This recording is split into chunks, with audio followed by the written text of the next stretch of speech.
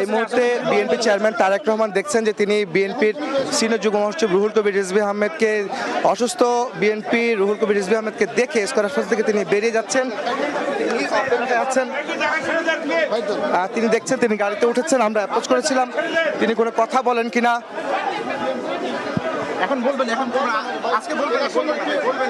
তিনি কথা বলার আমরা চেষ্টা করছিলাম যে তিনি কথা বলেন কিনা নির্বাচনের আগে সবশেষ তিনি বলেছেন কথা বলবেন না আজকে।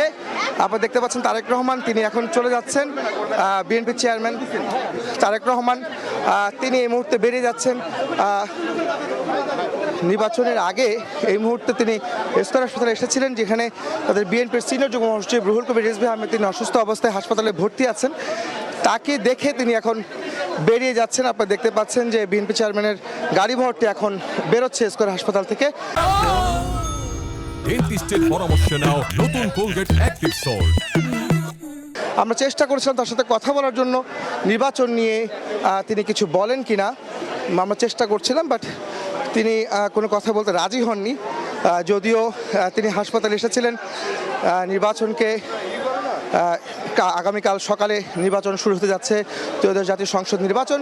যে নির্বাচনে বিএনপি চেয়ারম্যান তারেক রহমান তিনি প্রার্থী হয়েছেন ঢাকা 17 এবং বগুড়া 6 থেকে এবং তিনি সেই নির্বাচনে অংশ নিচ্ছেন।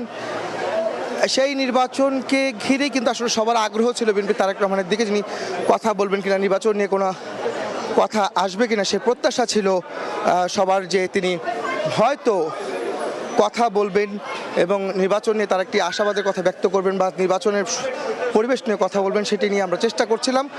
কিন্তু বিএনপি চেয়ারম্যান তারেক রহমান ইতিমধ্যে তিনি বেরিয়ে গেলেন স্কয়ার হাসপাতাল থেকে যেখানে বিএনপির সিনিয়র যুগ্ম মহাসচিব রুহুল কবির রিজভী আহমেদ তিনি চিকিৎসাধীন রয়েছেন এবং তাকে দেখে তিনি বেরিয়ে গেলেন মাত্র। আমরা দেখতে পাচ্ছি তার গাড়ি বহরটা এখন তার বাসার দিকে যাচ্ছে। সব মিলে বলা যায় যে বিএনপি চেয়ারম্যান তারেক রহমান এখন এই মুহূর্তে তিনি স্কয়ার হাসপাতাল থেকে বেরিয়ে তার বাসায় যাচ্ছেন। আগামীকাল সকালে তিনি তার যে গুলশান মডেল হাই স্কুল সেই কেন্দ্রে তিনি ভোট দিবেন সেটি আমরা জানতে পেরেছি। তবে সকালে কয়টা নাগাদ সেটি এখনও পর্যন্ত নিশ্চিত করে বলতে পারেনি, নিশ্চিত হওয়া যায়নি। যদিও কিছুক্ষণের মধ্যে হয়তো আমরা নিশ্চিত হব। আমরা বলতে চাই যে বিএনপি চেয়ারম্যান তারেক রহমান তিনি বিএনপির সিনিয়র যুগ্ম মহাসচিব রুহুল কবির রিজভী আহমেদের যে শারীরিক অবস্থা জানার জন্য এবং তাকে দেখার জন্য তিনি স্কয়ার হাসপাতালে এসেছিলেন এবং সেখান থেকে তিনি বাইরে চলে গেলেন বাসার দিকে এবং তার কাছে আমরা চেষ্টা করছিলাম কথা বলার জন্য যে তিনি কোনো কথা বলেন কিনা। আমরা একটু কথা বলার চেষ্টা করব। বিএনপির মিডিয়া সেলের সদস্য শাহরুল কবির খান আমাদেরকে একটু বলবেন যে এই মুহূর্তে BNP chairman Tarique Rahman Square হাসপাতালে এসেছিলেন, তিনি কাকে রুহুল কবির রিজভী আহমেদ যিনি বিএনপি সিনিয়র যুগ্ম মহাসচিব তাকে দেখে গেলেন, তার শারীরিক অবস্থা কি এবং চেয়ারম্যান সাহেব আপনাদের বিএনপির তিনি কি বলে গেলেন, কি বার্তা দিলেন এখানে? যখন বিএনপি সিনিয়র যুগ্ম মহাসচিব অ্যাডভোকেট রুহুল কবির রিজভী সাহেবকে উনি অসুস্থ খবর পেয়েছেন, খবর পেয়ে আজকে ওনাকে দেখতে এসেছেন। দেখতে আসার সময় চিকিৎসক ছিলেন, রায়হান সাহেব চিকিৎসক ছিলেন, ভাবি ছিলেন, সার্বিক খোঁজখবর নিয়েছেন শারীরিক অবস্থাটা। ডাক্তার সাহেব বলেছেন আগের চেয়ে অনেকটা বেটার, ওনার অক্সিজেন সিচুয়েশনটা কমে গেছিলো, এখন অক্সিজেন সিচুয়েশন অনেকটা বেড়েছে। আর চেয়ারম্যান সাহেব পরামর্শ দিয়েছেন রিজভী ভাইকে যেন আপনি আগে সুস্থ হন। চিকিৎসকদের বলেছেন যে ওনার ভিজিটর ব্যাপারে খুব সতর্ক থাকতে হবে, ওনাকে আগে সুস্থ হতে হবে, ভিজিটর যেন কম থাকে, আমরা যেন ওনাকে সুস্থ হওয়ার জন্য সহযোগিতা করি, হাসপাতালে অন্যান্য রোগীরাও যেন সুস্থ থাকতে পারেন সেই ব্যবস্থাটা যেন করি। আর আপনারা এখানে ছিলেন, ওনার কাছে জানতে চেয়েছিলেন যেহেতু এখন নির্বাচন, আগামীকাল নির্বাচন আছে, উনি দলের প্রধান, উনি ওনার বিষয়টা এবং জাতীয় স্বার্থটাই সবচেয়ে গুরুত্ব দিবেন, এটাই আমরা জানি। ধন্যবাদ। আমরা জানতে চাই যে বিএনপি চেয়ারম্যান তারেক রহমান কালকে গুলশানের মডেল হাই স্কুলে তিনি ভোট কেন্দ্রে ভোট দিবেন, ত্রয়োদশ জাতীয় সংসদ নির্বাচন তিনি প্রার্থী হয়েছেন 17 আসন থেকে।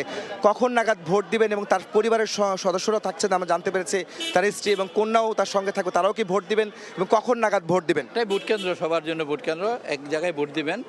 এক্স্যাক্টলি টাইমটা এখনো ঠিক হয় নাই কয়টায় ওনারা ভোট কেন্দ্রে আসবেন, ভোট দিবেন। টাইমটা যখন ঠিক হবে আমি অবশ্যই আপনাদেরকে জানিয়ে দেবো।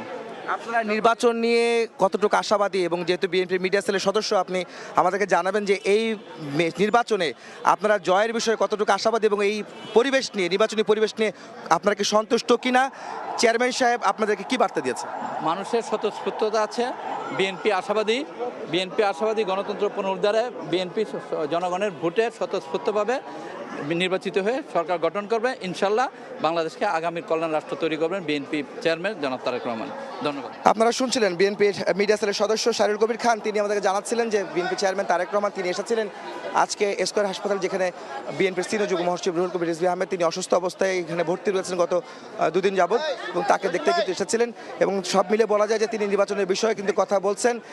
তিনি বলছিলেন যে আগামীকাল নির্বাচনে বিএনপি আসলে আশাবাদী যে আগামীকাল হয়তো যেই নির্বাচনে তারা আসলে ফলাফল তাদের পক্ষেই যাবে এবং তারা বিজয়ী হবেন এবং সরকার গঠন করবেন, সেই প্রত্যাশা কিন্তু বিএনপির যে মিডিয়া সেলের সদস্য শাহরুল কবির খান তিনি কিন্তু বলছিলেন, এই প্রত্যাশার কথাও জানাচ্ছিলেন। এবং আগামীকালকে তিনি গুলশান মডেল হাই স্কুলে তারেক রহমান সপরিবারে তিনি ভোট দিতে যাবেন সকালে, এবং সময়টি এখনও নিশ্চিত হয়নি, সেটি হলে আমাদেরকে জানাবেন বলে তিনি জানিয়েছেন। তো এই ছিল আমার কাছে রাজধানী স্কয়ার হাসপাতালে বিএনপির সিনিয়র যুগ্ম মহাসচিব রুহুল কবির রিজভী আহমেদের অসুস্থতা এবং তাকে দেখতে আসা তারেক রহমানের তিনি দেখতে এসেছিলেন তার সবশেষ খবর।